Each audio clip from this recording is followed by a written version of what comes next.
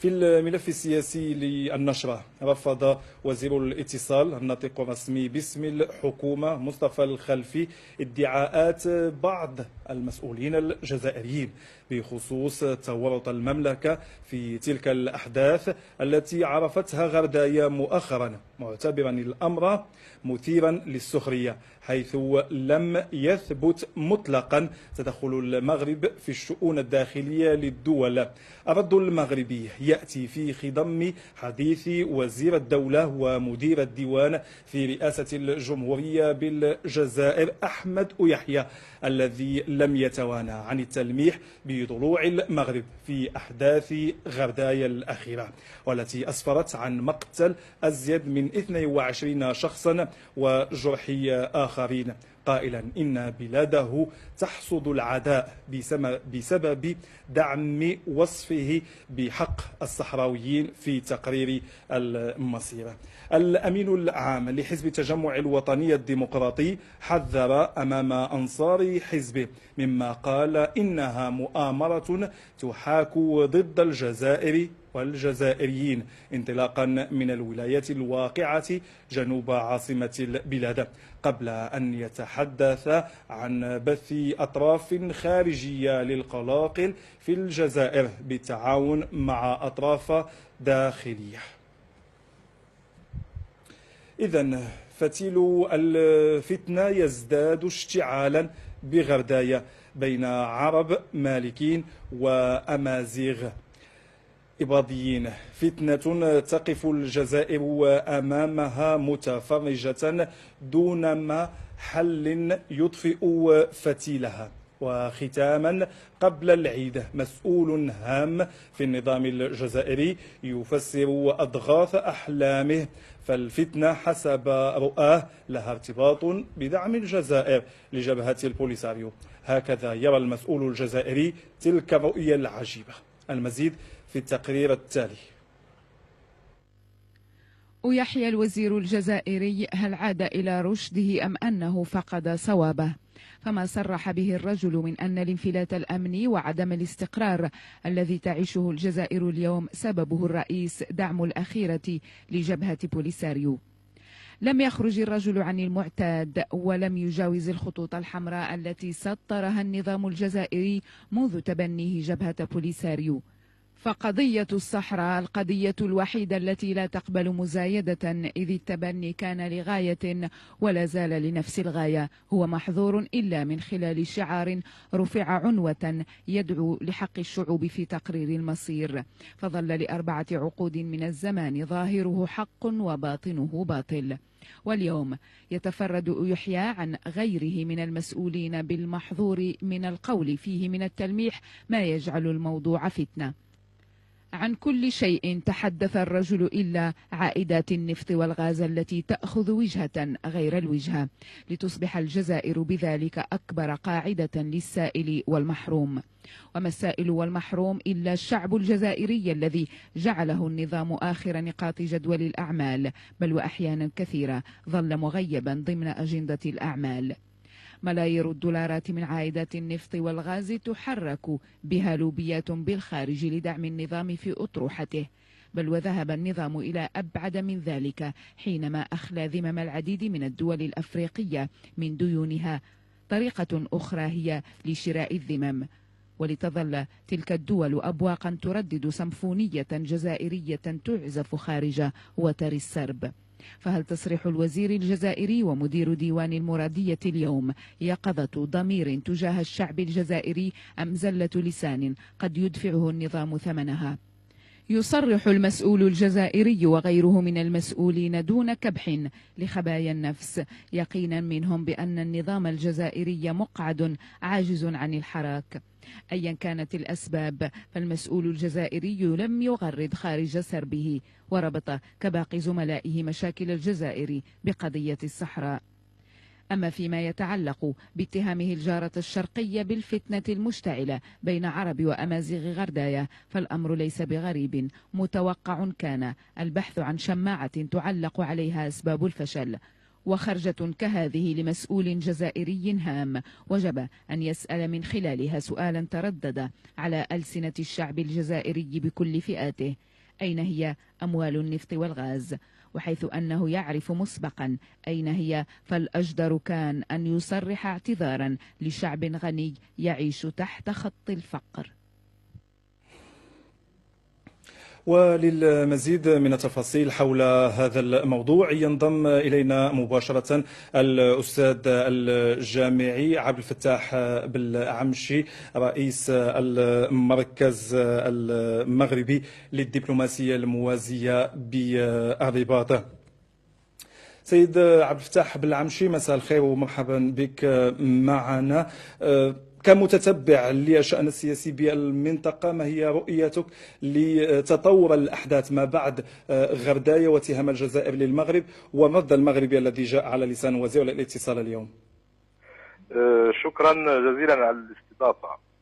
بداية يجب أن نسلم بأن هذه الأحداث هي أحداث مؤلمة ذهب ضحيتها عدد من أفراد الشعب الجزائري الشقيق، وهي أحداث تتحمل إلى درجة كبرى الإدارة الجزائرية المسؤولية الكاملة في إثارة النعرات.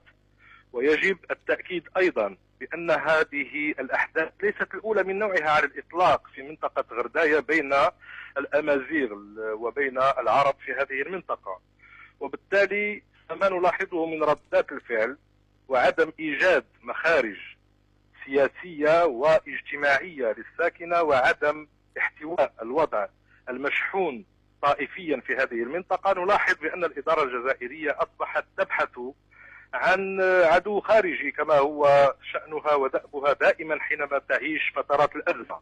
بل هذه المرة نلاحظ بأن الأزمة أكثر تفاقما، بحيث هناك ارتباك كبير في تصريحات المسؤولين الجزائريين، وأصبحت أصوات ترتفع تجاه هذه الاتهامات الموجهة إلى المغرب على أساس أن الجزائر ربما تدفع الثمن لوقوفها إلى جانب البوليزاريو في الفترات الماضية.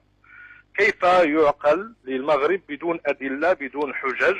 اللهم ما أثير في الصحافة مؤخرا من وجود بعض النشطاء المدنيين مغاربة وجزائريين التقوا في منتديات مستقلة عن الدولتين، كيف لهذا أن يكون تدخلا؟ لنذهب فرضا إلى أن هناك تدخل مغربي في هذه الأحداث. لا يمكن أن نقبل يعني توضيحا أو اتهاما مسؤولا بدون إثبات وبدون أدلة، وهذا ربما دافعت عنه الحكومة المغربية من خلال تصريحات الناطق الرسمي باسم الحكومة.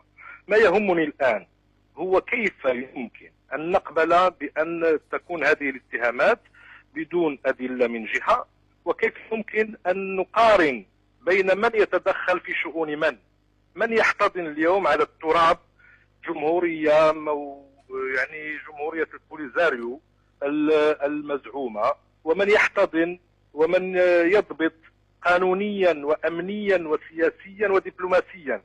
كيف يتحرك الناس في تلك المنطقة؟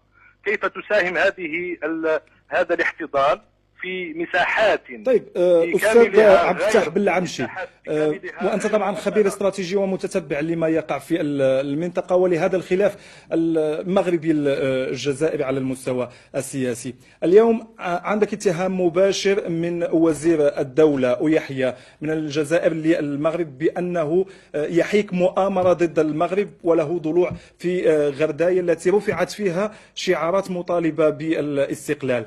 بالمقابل الثابت أن الجزائر تعادي المغرب سياسيا وتتبنى البوليزاريو فوق أرضها وتدافع عنها وتدعمها أكثر من ذلك. في المرحلة المقبلة الآن هل ينكشف كل شيء وتصبح الأوراق ملعوبة فوق الطاولة خصوصا من الجانب الجزائري الذي يروج بأن لا علاقة له بمشكل الصحراء؟ أعتقد بأن الواضح هو أن الجزائر هي التي تتدخل في شؤون المغرب على اعتبار أنها تدعم بعض المبادرات الواضحة التي لا لبس فيها في أن تذهب بمواطنين مغاربة للمشاركة في منتديات معينة كلها شحن وتحريض وربما تدريب على أشياء تمس بسلامة وأمن الوطن والمواطنين، وهذا لا يسمح باعتباره تدخلا، فيما أنه هناك اتهامات غير مبررة وغير محججة. وإلا نحن كمدنيين وكناشطين مجتمعيين نريد من الإدارة الجزائرية أن تعطي الدليل القاطع على هذا التدخل الذي تدعيه، وإلا فتنكب على احتواء الأزمة التي تعيشها، بالخصوص أمام الارتباك الذي أحدثه مؤخرا ضعف القدرة الاقتصادية في التعامل مع مثل هذه الأحداث التي كان يتعامل معها بالإنزال المالي والإنزال الاجتماعي. هذه الأمور لم تعد متاحة كما كان سابقا. طيب، والآن يجب أن نبحث عن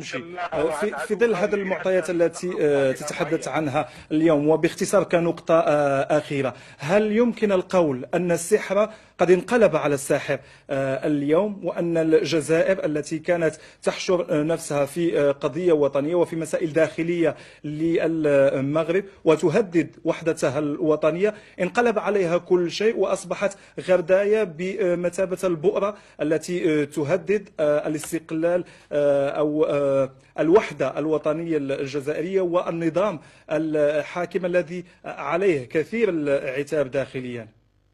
أعتقد أن المعركة مفتوحة، وأن النزال ما بين المغرب والجزائر في معاكسة الجزائر للطرح الوطني حول قضية الصحراء أصبح يأخذ أبعادا جديدة، منذ فضيحة المساعدات وتحويل المساعدات المالية الموجهة إلى سكان المخيمات، ومنذ صدور تقرير أو قرار مجلس الأمن لأبريل 2015 الذي لم يثبت أنه تورط في المطالبات الجزائرية ومطالبات البوليزاريو بإقحام الاتحاد الإفريقي في قضية الصحراء، بالإضافة إلى التحول الديمقراطي الذي تعيشه دول الجوار الجزائر سواء في تونس أو في المغرب.